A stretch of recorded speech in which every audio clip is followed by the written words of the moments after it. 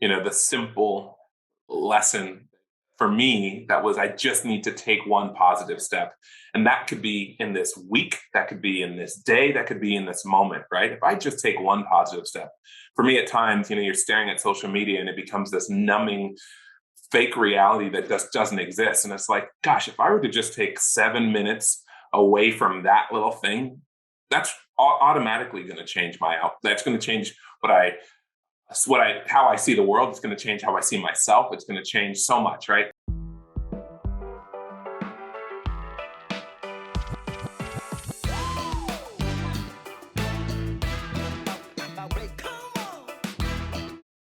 Welcome to the show, and thank you for remembering to tell all your buddies to subscribe. We got a great show for you today. We got Isaiah Henry, who is the CEO of Seabreeze Management with over 500 employees and over 100,000 homes in their management profile. He's going to talk today about what exactly is property management and what careers fit in that industry.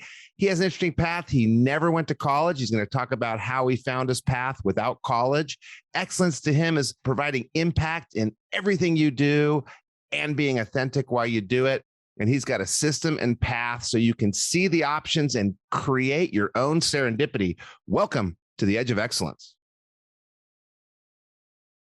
Well, Isaiah Henry, you and I have had an interesting month together. You know that we've been to beaches together on 3 continents in the last month, you and I? I do. Which I just thought of that because we had to add in North America, but Africa, Asia, North America, we've been to the beach together. We work within 10 miles of each other. We live within 3 miles of each other. We don't see each other enough. I appreciate you making time to come on the Edge of Excellence today. I appreciate being here. I love the energy. It's awesome. I'm always energetic. I know. I'm going to start off the way I always start off, and I can't wait for this episode. What is your definition of excellence? What is my definition of excellence?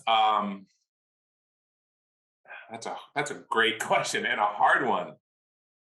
I would say my definition of excellence is being impactful in everything that you do.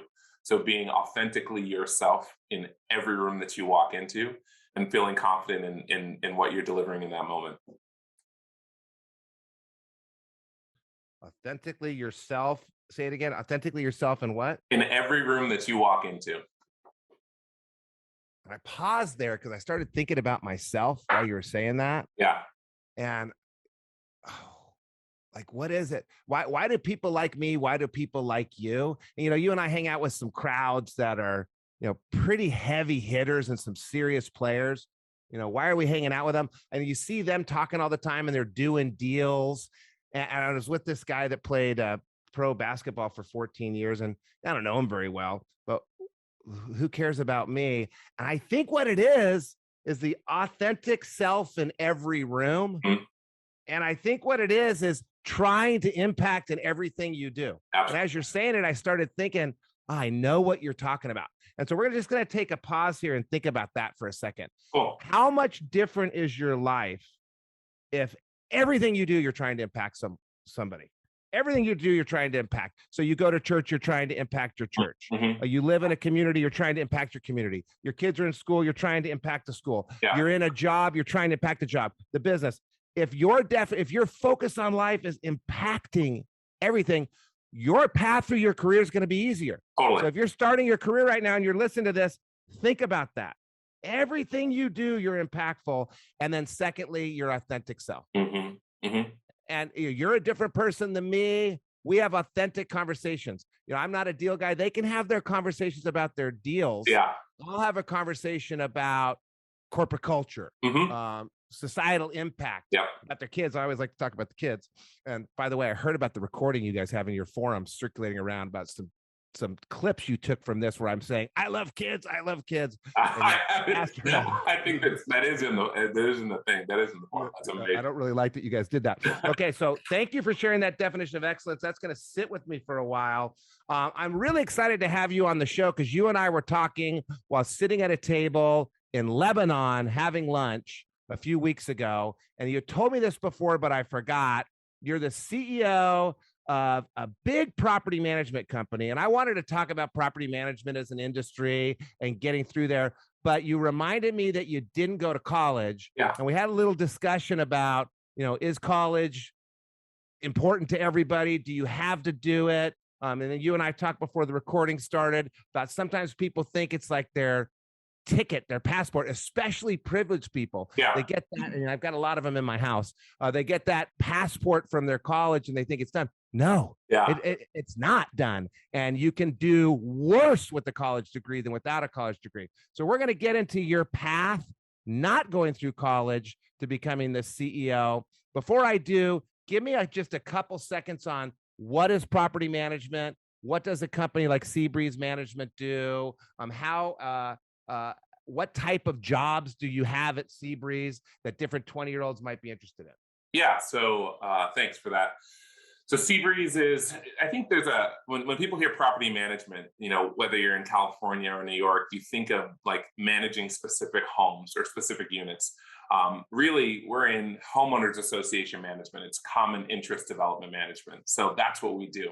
So we manage master plan communities, high-rise buildings, condo communities, active adult communities throughout California, Nevada, Arizona, Idaho. And so we've got about 140,000 homes that we have under management, which represent about 550 homeowners associations and commercial owners associations that we serve. As far as kind of what the business is, and it's a people business. I mean, we're a service company. We don't have a tangible product. We're selling ourselves. We're selling that we can outperform any of our competitors. And so for us, really, it's about attracting the best talent, but more importantly than just attracting people, it's retaining people. So creating a healthy environment where people feel seen, heard, valued, appreciated. And that's what we do at Seabreeze day in and day out. We've been wildly successful. We don't have a huge business development arm. We've been extremely successful just because we take care of people. We do what we say we're going to do. And we deliver that in the marketplace day in and day out. So we have a lot of fun.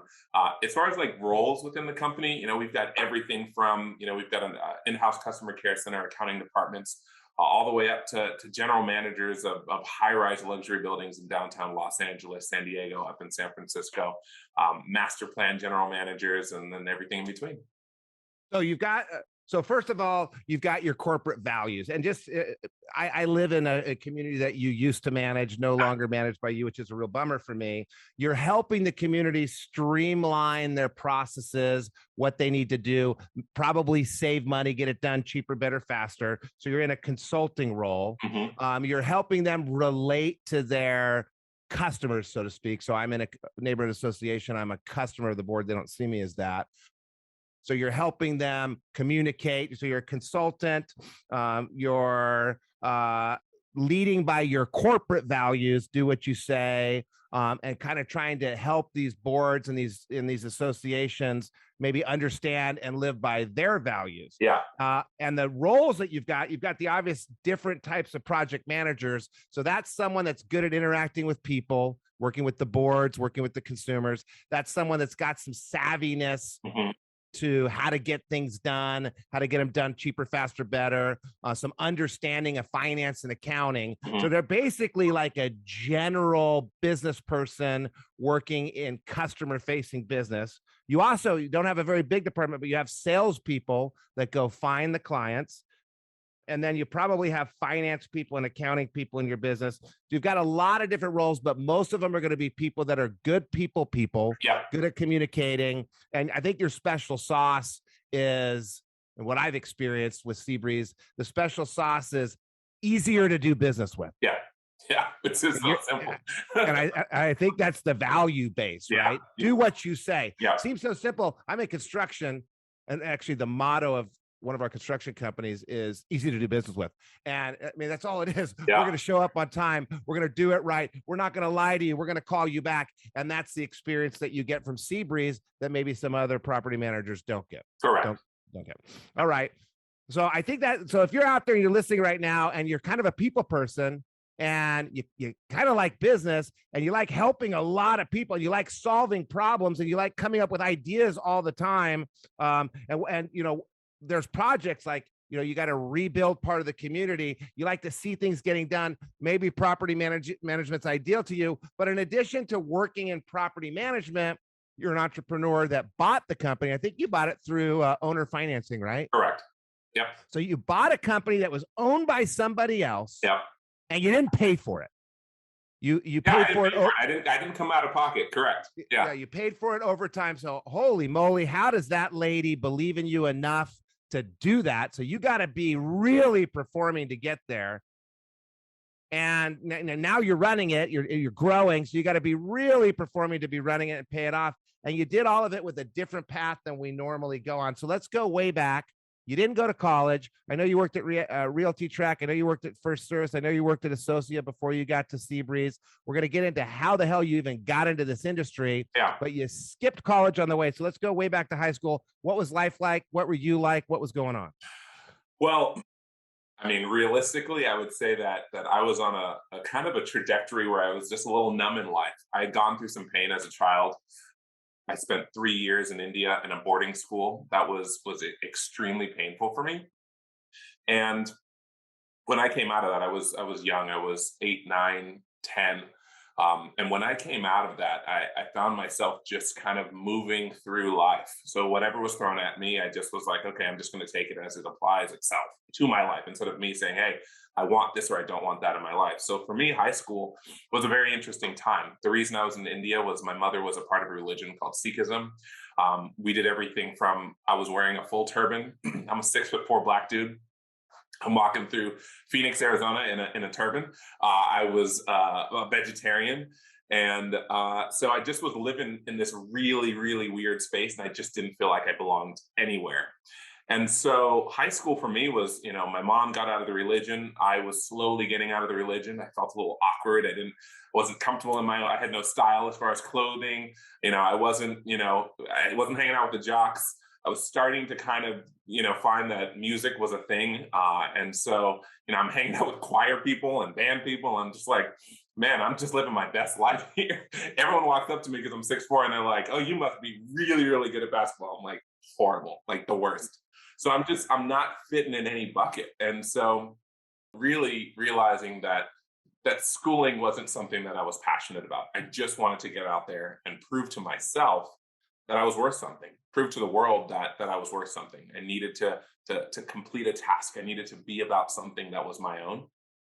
And so yeah, that was high school. It was, I would say, really, it was a blur. I still have a couple of great friends, but I don't think it was a time in my life where I look back and say, hey, I knew exactly what I wanted to do and where I wanted to go. All right. So if you're listening right now, people experience pain nowadays. Yep. And I know a little bit about some of the pain you've experienced, and we're not going to compare who had it worse, but I know I didn't have it very bad. And I'm sensitive to people out there experiencing real pain. 30% of people, I think 18 to 24, thought about suicide in the last month, which just blows me away. Wow. Talking to my daughter about it. And I got to stop whenever I mention that. If you're thinking about suicide, please call 911. If you know someone that's thinking about suicide, you need to call 911 for them. And you can call the suicide hotline. It is serious. It is a permanent solution to a temporary problem. And, you're in this painful environment that a lot of people are in. And I like what you said. You're moving through life. And I put in there, instead of a purpose-driven life, because you're such a purpose-driven person now. Yeah. At the time, you find yourself kind of wandering and just getting through before high school with that numbness from India. Then you get into high school and talk about an identity crisis. Everybody has to have one. Yeah. You're moving from Sikhism to not Sikhism. Yeah. You haven't really heard music before, or Western music before, I'm assuming. So you're in this mega identity crisis. Yeah. Still kind of not purpose driven, but you kind of catch on to this chip. Mm-hmm. And I got a chip in high school as well. And somebody said, don't waste a good chip on your shoulder. So you need to prove that you're worth something. Yeah.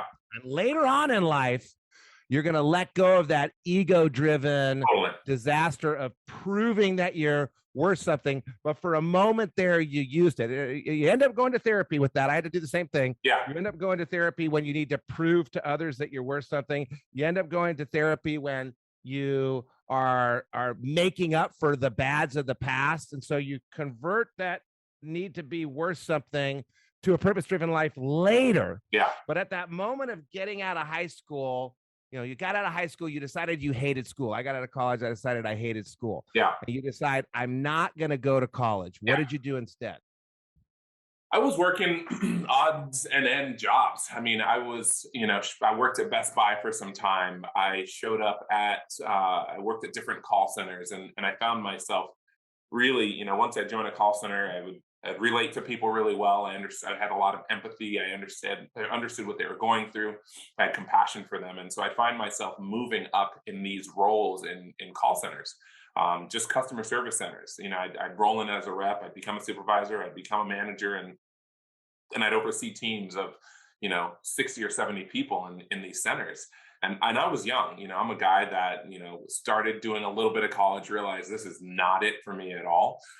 There's no passion here. I'm not feeling like anything that I'm reading in a textbook I'm going to apply to any part of my life. But I think for me, I always had this drive to help people. And so I found that in service roles, whether it be standing at the cashier stand at Best Buy and selling people. Back in the day, they had these like little PSP plans, which were these warranty programs that you could sell people for their electronics.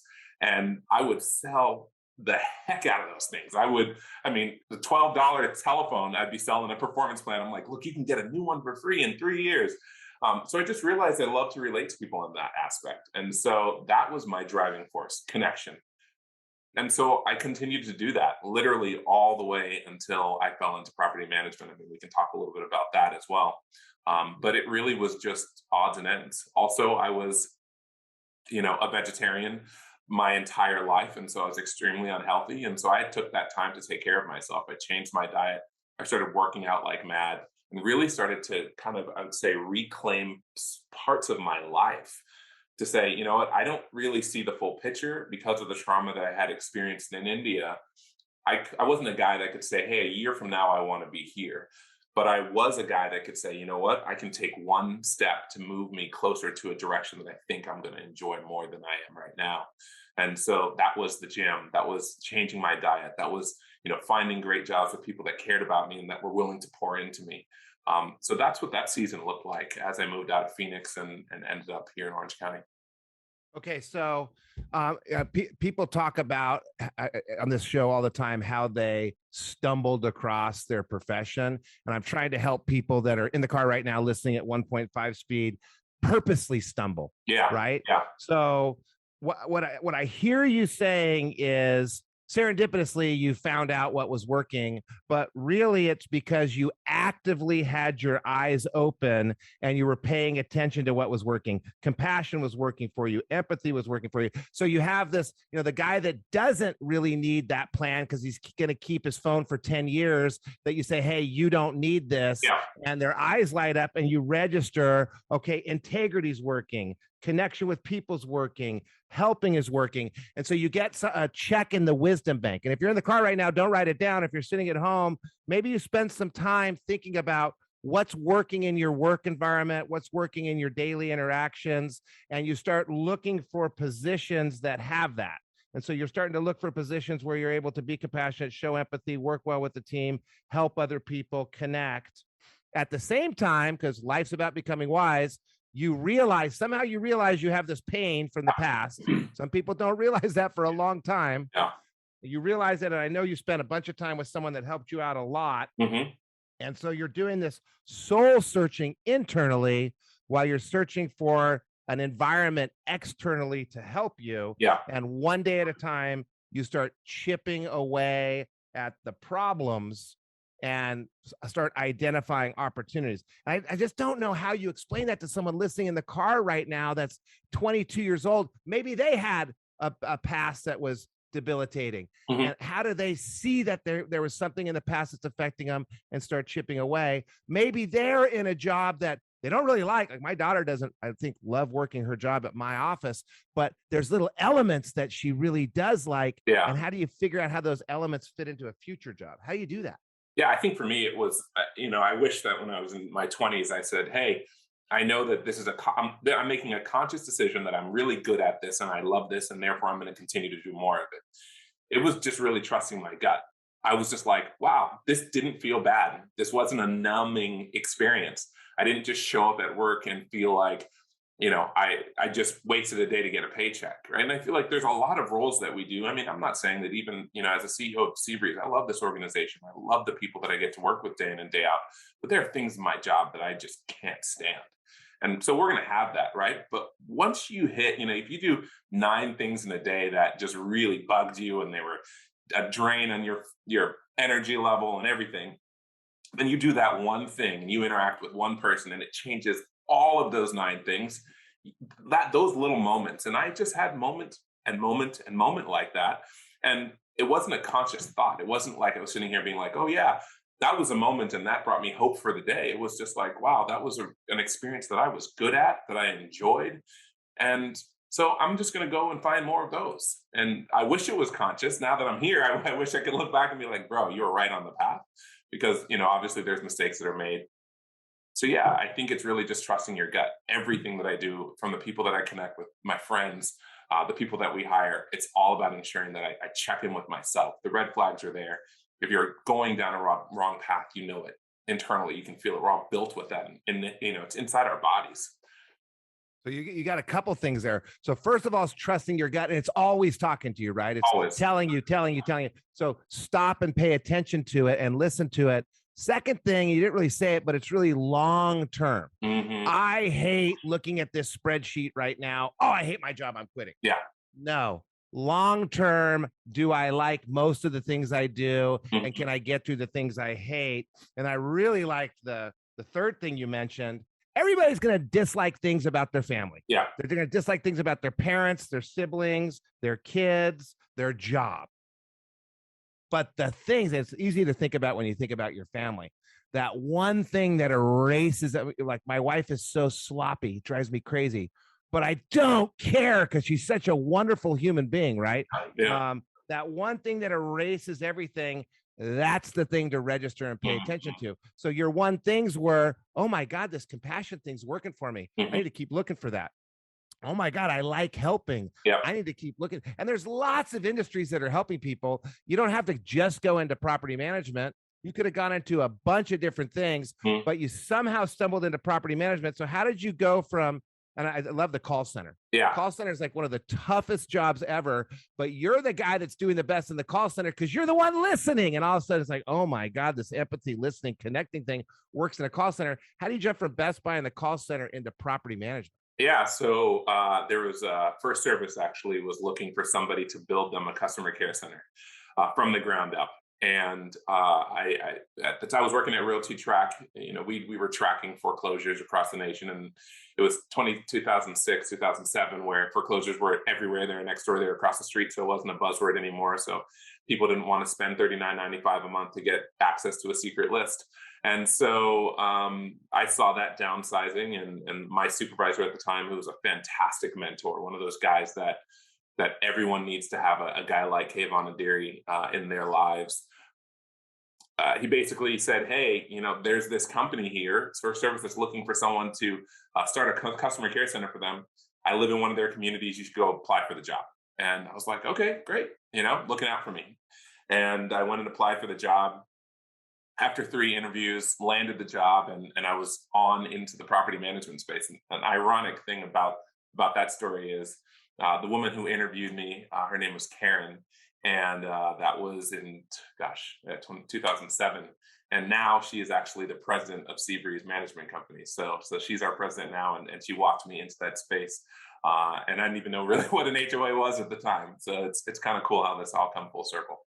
So you did well. You're obviously doing well in the call center. You're trusting your gut. You're identifying what you like and what you're great at. You're keeping your mind open. A new opportunity comes in a different world, but you knew it aligned with what you like doing. Your gut's telling you yes. It aligns with your helping people and your customer service. Yeah. The other thing you're mentioning is you got 2 different sides of the relationship there. You got the person who is your mentor that you developed and maintained a relationship with. You're calling them randomly on the phone. You're sending a Christmas card. You're checking in. I know Isaiah pretty well. He never asked for anything, right? Yeah. You're offering, you're making deposits, and they're just reminded, oh, Isaiah's so good at this. Here's an opportunity. Same thing with Karen. you're keeping in contact. All of a sudden she's looking for a position, and wait a second, I got a position for you. Yeah. And it's a selflessness, right? Yeah. I mean, deep down inside your values of back to this strange list of things you find out in Best Buy call center: compassion, empathy, working well with others, connection. You said a couple times. You're aware of your values and utilizing it in your relationships, and so all these different doors are opening for you. Yeah. Yeah. And Karen is still the president. She's still a president. Yeah. Yeah. And I mean, these relationships, that's what our foundation, people are the wealth. I think we're going to find out that over the next, particularly 2 to 3 years, that relationships are the most important currency that we have. I mean, who we trust, who has your back. People always say it's about who you know. No, it's about who knows you, right? Like, it's all about connection, and it's authentic connection. We see it. It's not about, oh yeah, let's just say the right things. I mean, we've got primal instincts. When you walk up to somebody, is this a safe interaction? Does this person genuinely care? And that's why, like, when I'm in the grocery store, I might be on an important phone call. And if I'm checking out, I'm putting that person on hold and I'm looking the cashier in their eyes and saying, thank you so much. That little interaction means so much to myself. And it means hopefully something to that individual, that we see them there as another human being. And so, whether it be the president of my organization, the person that mentored me in my business, or just general interactions day in and day out, everything has to do with connections. I'm getting stuck on here's what keeps happening to me in this episode. And we know so many people that kind of have a similar path. You keep stumbling across something that changes your life forever. Yeah. You keep stumbling across a person that changes your life forever. Then you mentioned this primal instinct. You and I can get on a bus with 40 people. We know which 2 people we're not going to talk to. Yeah. You and I belong to this weird business cult. You don't get in unless you're share the values. Like, that's the number one thing. You can go to anybody in there. I looked around the room one time and I thought, who have I not done a favor for in this group? And I scanned the room and there were 2 people. And I thought, who hasn't done one for me? And how weird is that? It was strange that there's 2 out of 40 people, this primal instinct. And I mean, you and I got lucky. Yeah. But I think that there's this awareness of just kind of, maybe it's an instantaneous alignment of, what do I stand for? What do they stand for? Yeah. I think it has to start with what you stand for. Yeah. And how did you figure out, and maybe it's through, working on your past, but how did you figure out what you stood for? So your gut was conscious of what you stood for. So you had that primal instinct when you interact with people and you knew who to invest in as far as relationships go. Yeah, I would say for my time working for the first property management company, I found myself, and this is before therapy, and I was on this trajectory where I wasn't angry anymore. I felt like I had reconciled internally with the pain that I had experienced as a child. And now I just wanted to do good. I just wanted to do good by everyone, and I wanted everyone to love me. And I think the problem that I realized quickly, my first goal was, who's the CEO of this company? Who are the mover and shakers? Who are the people that I need to ensure that I walk by, have conversations with, have relationships with, and have genuine connections with? And I realized quickly that is as strategic as it would be to have connections with every single one of those individuals, because obviously they were in positions of power, positions that, I needed to have visibility of them, and they needed to have visibility of me when they're sitting in a boardroom making a decision about who to move to the next role. But I realized quickly that it was impossible for me to have connections with all of them because I just didn't gel with all of them. And so I had to really be okay with letting some of those individuals go and that relationships go, because it wasn't an authentic connection for me. And it was really hard. I'd be sitting in someone's office thinking, what do I say next? And it wasn't this natural flow. And so then I realized, let's just focus on the things that I do well and where I have these natural connections with. And it's funny, those individuals are the people that we kept in contact with. It's not work, right? It's not me looking at them and saying, hey, you're the CEO of this role and of this organization, and I'm connecting with you because of your title. It's like, no, I genuinely care about you. I appreciate you. I appreciate what you have to offer me. I appreciate what you do for this organization, and I want to spend more time with you. And so I found myself hovering around, kind of all over the place, but I'll give you a quick example. So after I spent 2 years in Orange County in that call center, they had a failing division up in Northern California. So I was in downtown San Francisco. And there was a high rise that everyone wanted to get it. It was kind of this pinnacle. It was rumored that it was going out to bid, and it finally went out to bid. And I remember thinking, okay, this is my shot. So I went and connected with the developer at the time, and the guy was just not the nicest guy in the world. Yeah. And I was like, oh man, this is it. We have waited. And it was like 2 years, about a year into being up there, and we'd waited for this property, and it's finally here. And it's one of those buildings where it's a pinnacle. And I'm spending time with this developer, and I'm like, I can't do this. I cannot sell this product to this individual because I don't like the lunches. I don't want to do the dinners. I don't want to do the happy hours because I'm just not genuinely connecting with this dude. And so we still provided our proposal. We still did the bid. I did the minimum that I could do to ensure that I wasn't completely blowing the guy off. And ultimately, we didn't get the business because I wasn't the one that had the strongest connection. But I'm okay with that. I'm okay with that today. And I was okay with that at that point because it was like, you know what? There's always more business to come. If you're true to yourself and you're true to the people that you interact with, the rest really will really, I feel like it's attracted to you. Yeah. So you had an evolution because I know you as don't care if everyone loves me. Yeah. I know you and me both as don't care, impact in everything you do, and be authentic. Yeah.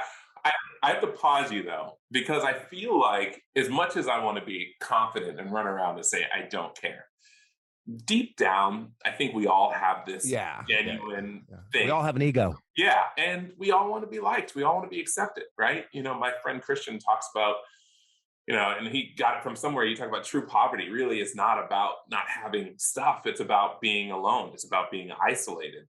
And so, if you think about, back in the day, the worst thing they could do to you would be exile, get you out of the community, right? It wasn't take all your stuff away. You can have all your stuff. We're just going to get you away from the village. We're going to get you away from people. So I think we all have this desire to be a part of connection. I think what I've reconciled with is I can't control if you like me or not. I can't control if you see value in what I'm saying or not, but I can control how I interact with you. I can control if I'm offering you everything that I have in that moment, which changes. And I will take your correction. But I think it was from, maybe I had it too at a young age for a different reason, a problematic want everyone to love me. Yeah. Yes. To a healthy, I do care what you think, and I want to be the best person I can be for you, but here's my authentic self. There you go. And if it doesn't align, it doesn't align. Totally. I'm here to impact in everything I do. And if we're not aligning, I'm not going to impact you. Yep. Still treat you with respect, Yep. still be polite. Yep. Let's move on. And you're focusing on doing well, value alignment, connections. And if you're listening right now, a lot of times people want a favor, like they're going to network to get something. Yeah. We don't network to get something. No. We network to give something. Totally. And a lot of times people will be like searching for that big pinnacle client, and they'll change to acquire the client. You can't stay that way forever.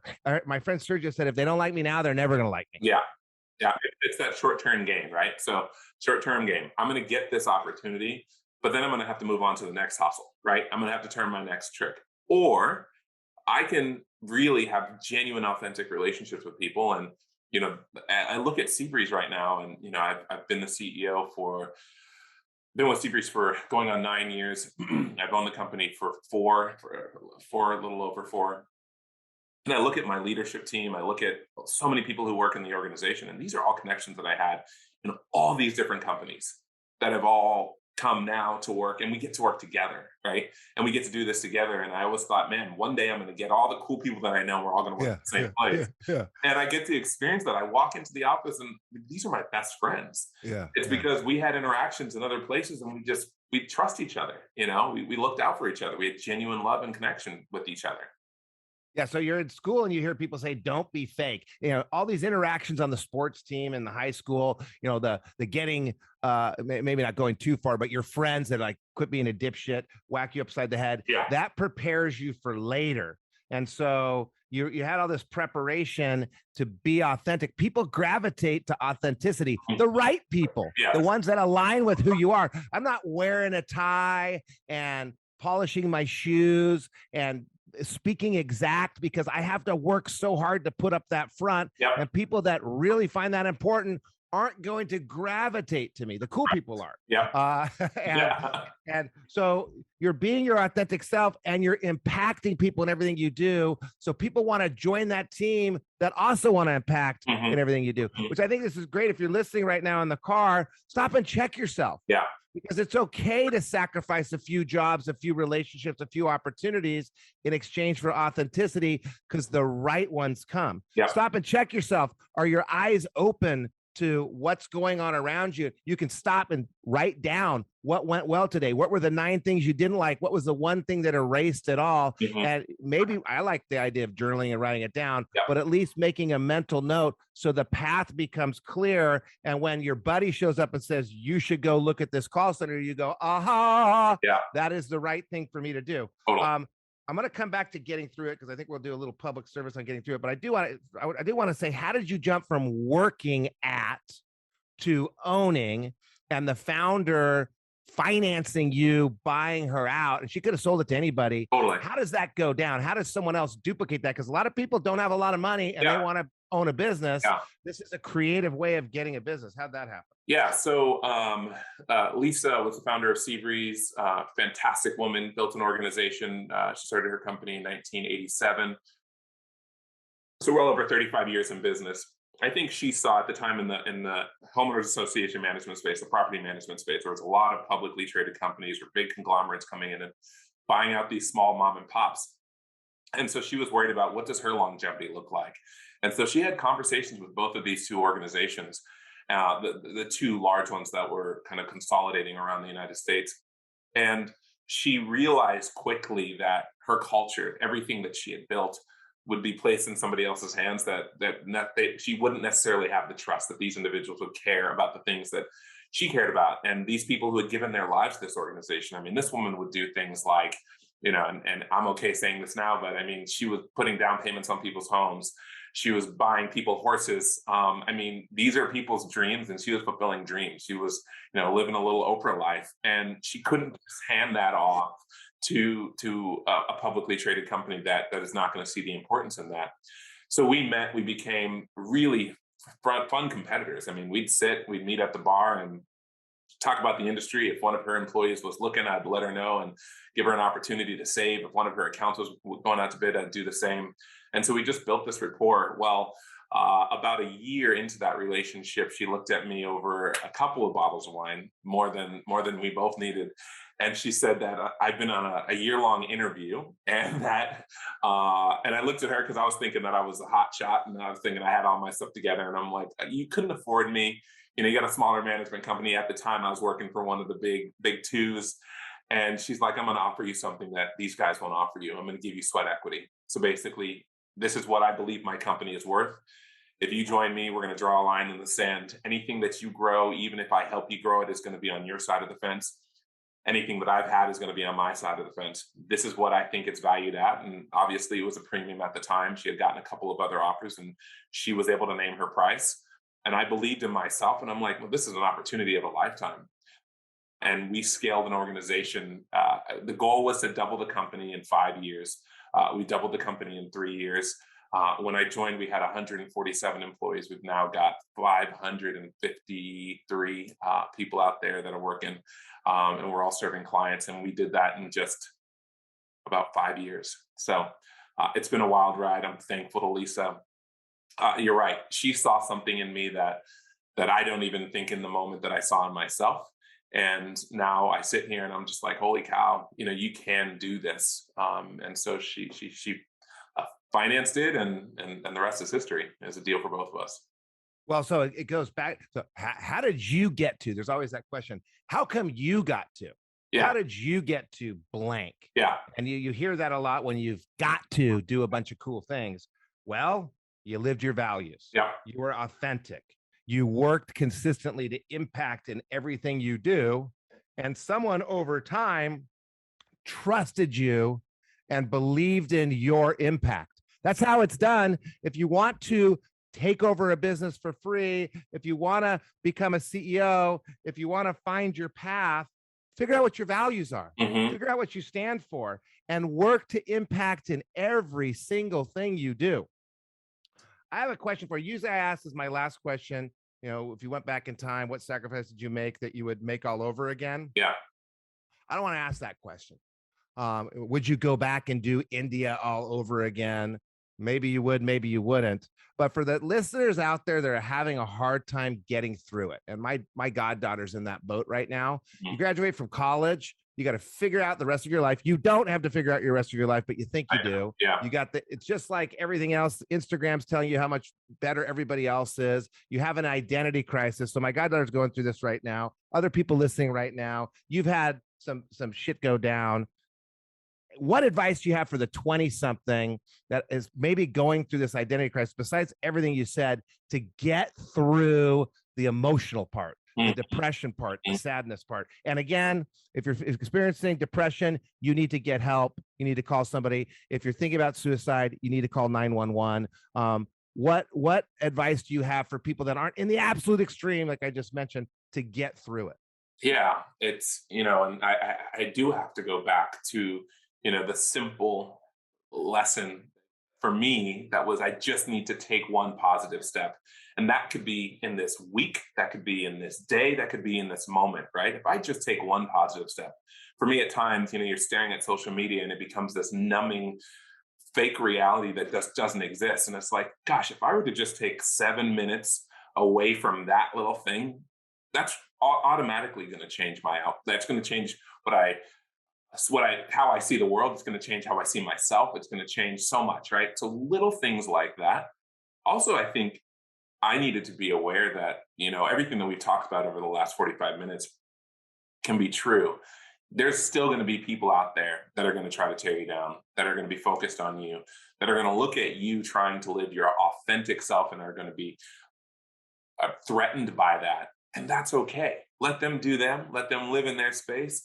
But don't feel like you have to feed everybody's energy level, right? Like you can only do the most that you can do in that moment. And I would say for me, I had to identify who in my life were people that genuinely cared. When you sit down and have a conversation with someone and they ask you, how are you doing? How's your day?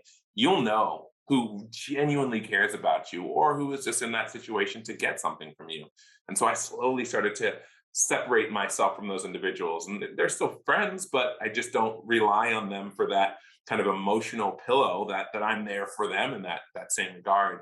And so, I ensured that I slowly created a core group of individuals. I didn't need 50, 100 friends or even 15 close friends.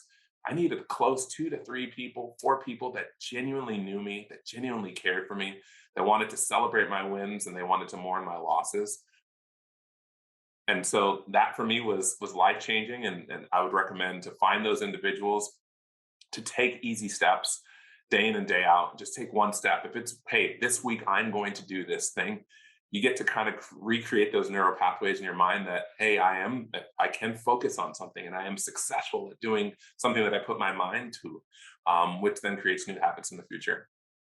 So in this one step at a time, you're kind of mentally tallying the wins, mentally tallying what's working, mentally recognizing what's not working. Then you have to act on it. Yeah. So you have to chase the good Yep. one day at a time. And a guy told me it's all practice. Yeah. So you're not supposed to hang out with this person, they're dragging you down, or do that thing it's dragging you down. And you have a bad day and you hang out with them and do that. Mm-hmm. Well, it's just you practice bad that day. Yep. Try it again the next day. Mm-hmm. So you're registering, you're letting it go, and you're letting yourself off the hook. You mentioned the support team, and maybe you have the wrong support team. You mentioned it takes time, and a lot of time if you're in your 20s, you think you got to do it by tomorrow. Yeah. It takes years to develop a great support team, but you can take one step at a time. And then we're back to letting it go again. Yeah. I don't care what they think about me. Totally. Well, you really do a little bit, but there's this constant conflict. I care what Sean Baldwin thinks about me, but I got to let it go if Sean Baldwin doesn't love me and puts me on his list as number 10 best friend. And I do respect the person. If I didn't respect him, I would care less. But there's this fine balance of basically, I think what it is finding the right people to care about what they think. Basically. Correct. Because there are people in my life that if they call me up and they said, hey, Isaiah, I got to talk to you about something. This is how I saw you in that moment, whether you intended to or not. I take that as gold. because I know they care. I know Yes, I know yes, they see me. yes. That find the right people Yeah. that value you and are giving you feedback to help you Yep. versus ignoring the wrong people. And you said this, but I'm going to say it again, ignoring the wrong people that are saying what they're saying to build themselves up. Correct. Correct. Okay, that's beautiful. So if you're having a hard time right now, you graduated from college, you can't figure out what to do, that's normal. Mhm. It's tough. Very normal. If you think you got to figure all your shit out, you don't. You've got time.